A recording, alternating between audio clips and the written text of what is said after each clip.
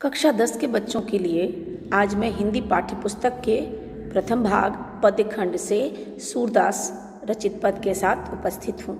सूरदास का जन्म 1478 ईस्वी की बैसाख पंचमी को बल्लभगढ़ के निकट सीही नामक क्षेत्र में हुआ था। ऐसा कुछ लोग मानते हैं, जबकि कुछ लोगों का मानना है कि इनका जन्म मथुरा के निकट रुणकता या रेणुका क्षेत्र में हुआ था। महाप्रभु बल्लभाचार्य इनके गुरु थे। ये जन्मांध थे या बाद में अंधे हो गए, इसकी कोई जानकारी प्राप्त नहीं होती है। और कई बार उनके सजीव चित्रण को, प्रकृति के सजीव चित्रण को देखकर ऐसा लगता है मानो सूरदास जन्मांध नहीं थे, बाद में किसी कारणवश अंधे हो गए। 84 वैष्णव की वार्ता के अनुसार वे सन्यासी वेश में मथुरा और वृंदावन के निकट गऊ घाट पर रहते थे। जब इनकी भेंट महाप्रभु बल्लभाचार्य से हुई तो बल्लभाचार्य ने उनको अपने संप्रदाय में दीक्षित कर उन्हें भागवत के आधार पर लीला पद रचने को कहा।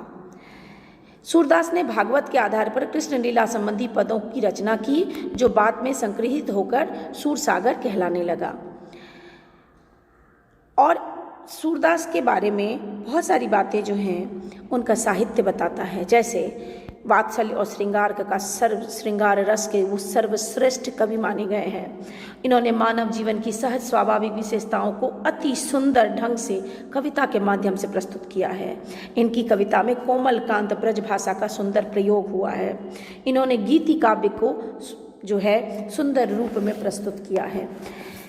सूरदास की प्रमुख रचनाएं सूरसागर, सूरसारावली, साहित्य लहरी ये सब हैं, जिनमें कि सूरसागर ही सर्वाधिक लोकप्रिय हुआ। इनकी कविता में प्रेम की गौरव गाथा मनुष्यों की को हीनता की भाव से मुक्त कराती है। इन्होंने मनुष्य के भीतर जीवन जीने की ललक को पैदा किया है। सूरदास कृष्ण के ऐसे भक्त हैं कि उनका समस्त काव्य संसार, साहित्य संसार ही कृष्णमय हो गया है। उनके रचना में कृष्ण सर्वत्र व्याप्त हैं। सूरदास की जो रचनाएं हैं उनमें कृष्ण के जीवन के विभिन्न रूपों का वर्णन हुआ है और उसके माध्यम से संसार से मोक्ष प्राप्ति की कामना की गई है।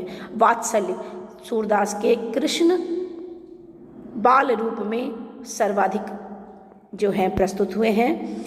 पाठ्यपुस्तक में महाकवि सूरदास द्वारा रचित सूरसागर के भ्रमर गीत से 4 पद लिए गए हैं।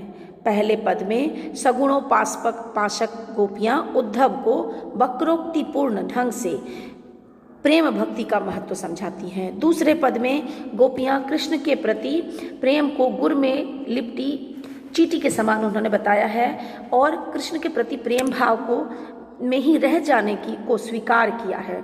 तीसरे पद में गोपियों ने हारिल पक्षी के माध्यम से कृष्ण के प्रति अपने एक निष्ठ प्रेम को व्यक्त किया है, जबकि चौथे पद में गोपियां योग संदेश को श्री कृष्ण की राजनैतिक चाल कहकर कृष्ण के ऊपर अन्याय करने की कलांछन लगाती है और गुहार लगाती हैं कि राजा को उसका धर्म याद रखना चाहिए। ये थी सूरदास के बारे में बातें और उनके पद से संबंधित विशेष बातें। अब अगले वीडियो में मैं आपको पाठ के पदों का सार बताऊंगी, उसका भावार्थ और कृष्ण भक्ति का उद्दाम जो है सूरदास के काव्य में वो भी बताऊंगी।